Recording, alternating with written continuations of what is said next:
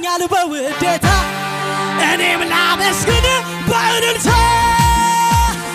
ላደረክልኝ የምመልሰው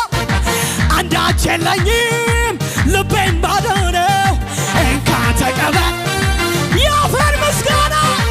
በልቤ ያለው ይሄ ነውና እንካ ተቀበል የአፌን ምስጋና